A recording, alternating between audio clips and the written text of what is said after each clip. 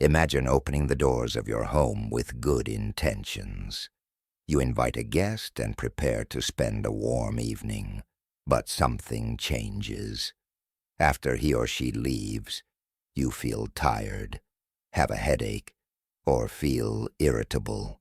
Ancient wisdom from Tibet warns that not everyone who crosses the threshold of your home comes with pure energy. Today we're going to talk about 4 types of people whose presence can ruin your mood and even leave an unpleasant mark on your life.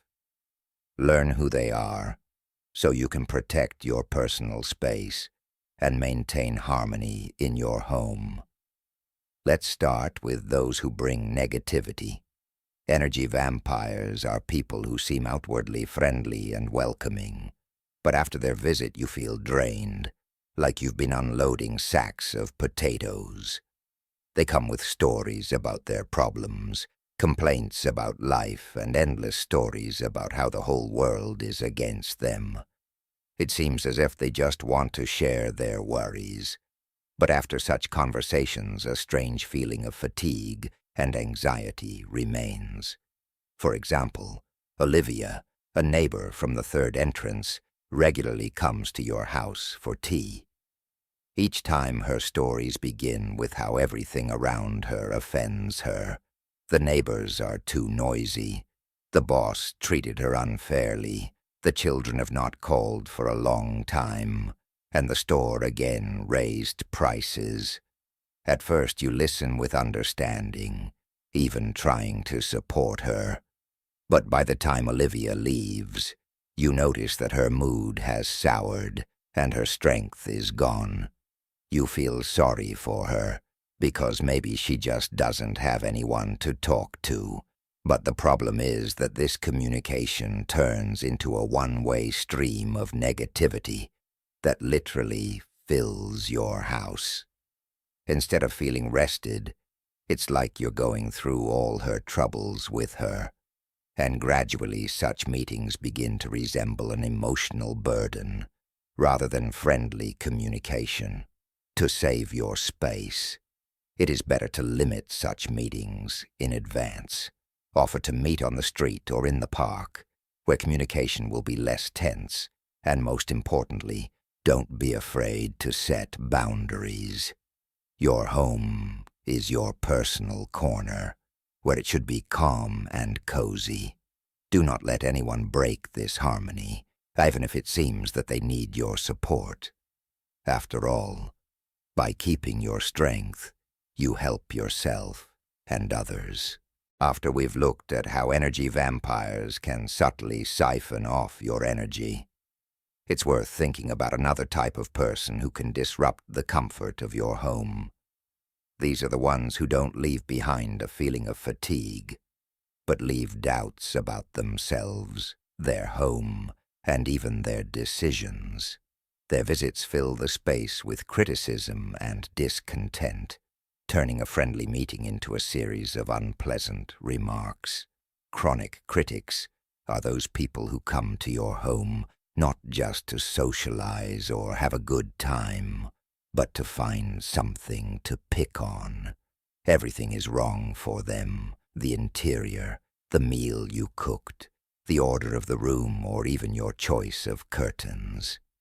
They always find something to criticize, and do it as if they are on an important mission. Their remarks may sound innocent, but they leave an unpleasant residue and shatter confidence. For example, Anna once invited her longtime friend, Stephanie, over for afternoon tea. It would seem nothing unusual. Set the table, cooked homemade pastries, took out a beautiful set, but barely. Stephanie stepped over the threshold as the comments began. "And you still use these old-fashioned curtains? You should have replaced them with something modern a long time ago. Or are you still holding on to that set? I had one like that about 20 years ago. I threw it away a long time ago." And at the end of the meeting, Stephanie added, "And the cake is delicious, but it's a bit dry. You used to bake better." After she left, Anna felt depressed. The evening seemed to have gone well, but instead of pleasant memories, there was an unpleasant heaviness. She began to question her decisions, the way her house looked, and even her cooking abilities. This visit reminded her why she had become less frequent with Stephanie. Chronic critics often disguise their remarks as caring or wanting to help, but they actually bring discomfort and insecurity into the home. Such people can destroy your self-confidence by making you doubt even what once seemed obvious. To avoid such situations, it is better to minimize their influence.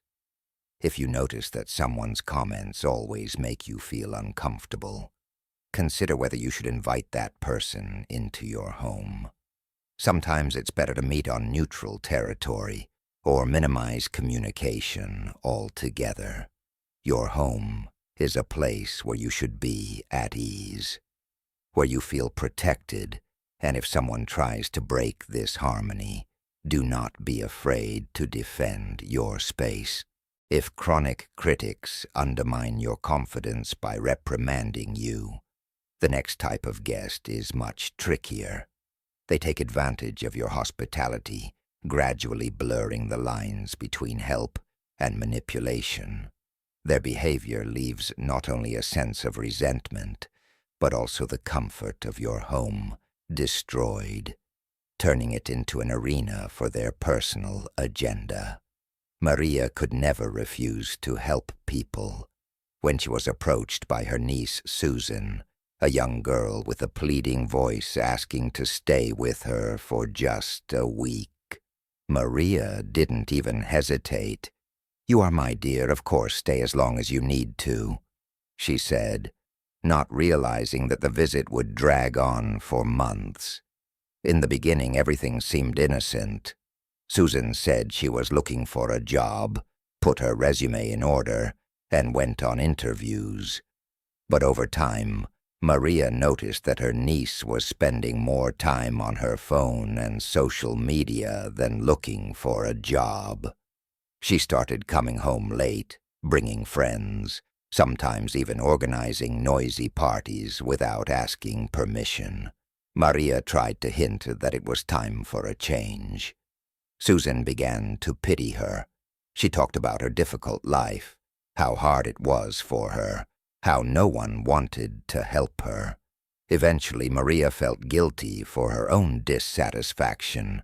"Well, how can I kick my niece out?" she thought, turning a blind eye to her endless promise to sort things out soon. But the most painful moment was when Susan began to borrow money from Maria, first for small things, then to pay for important courses supposedly necessary to get a job. This money was never paid back. Over time, Maria realized that her home had become a playground for other people's irresponsibility. She lived in her own home, but she no longer felt like a mistress. Manipulators like Susan often play on feelings, especially if they know you're inclined to help. They make you feel guilty about your irritation or desire to set boundaries. But it's important to remember that helping doesn't have to become a sacrifice of your peace and harmony. If someone starts to abuse your hospitality, don't be afraid to be direct about how you feel. Outline the rules and don't give in to manipulation. Your home is your fortress, and no one has the right to destroy it, even under the guise of family ties or friendship. If manipulators use your hospitality to achieve their goals, the next type of guest is dangerous in its own way. These are people who never come empty-handed, but their gifts hide hidden agendas. It's as if they leave behind not only things, but also other people's conversations, gossip, and ruin your reputation. Outside the house, Veronica was a kind-hearted person. She always opened the doors of her home to friends and acquaintances. When her old friend Elizabeth asked her to come in for tea and a chat, Veronica was glad. It had been a long time since they had seen each other, and such meetings seemed to her a pleasant occasion to reminisce. Elizabeth did not come empty-handed. She brought a box of chocolates and flowers. A warm conversation began, but with each passing minute, the conversation turned toward other people's secrets. Elizabeth told her neighbors what they were doing, who was fighting with whom, and who was suddenly spending more money than before. Veronica listened without suspecting that her house would soon become a new gathering point for information. A few days later, she noticed the strange looks of her neighbors. Meeting her at the entrance, it was as if they knew something and were discussing it behind her back. Veronica did not immediately realize that Elizabeth not only shared other people's secrets, but also passed on words taken out of the context of their conversation, adding something spicy from herself. Soon she had to make excuses for things she hadn't even said. Her home, once cozy and safe, had become a source of unpleasant rumors that were almost impossible to stop. Veronica realized that Elizabeth wasn't just a guest. She was a rumor sower who brought with her not only flowers and candy, but discord. Such people often use your trust to their advantage. They easily extract information, give the appearance of friendship, but take away your words to turn them against you. It's important to remember, your home is a place where you should feel safe. If someone violates that space by turning your conversations into weapons, it's best to stop such visits. Don't be afraid to be wary of those who are overly interested in other people's business or who like to share interesting news. Your home is your territory, and only you decide who is worth letting in. Take care of your space from other people's gossip and intrigue. After all, no flowers and candy are not worth your peace. As you can see, some people can break this harmony without even realizing what trace they leave behind them. Energy vampires, chronic critics, manipulators, or rumor sowers, each of them in their own way brings chaos into your life if you don't set clear boundaries. It's important to remember that you don't have to accept everyone in your home. This is not an act of selfishness, but a defense of your inner world. Take care of your space, your time, and your mood. It is your home, and only you decide who you let in. If you recognize any of the described types in your environment or faced similar situations, share your stories in the comments. Perhaps your experience will help others to protect themselves and their comfort. And of course, don't forget to subscribe to our channel so you don't miss new episodes. Thanks for being with us, and see you soon.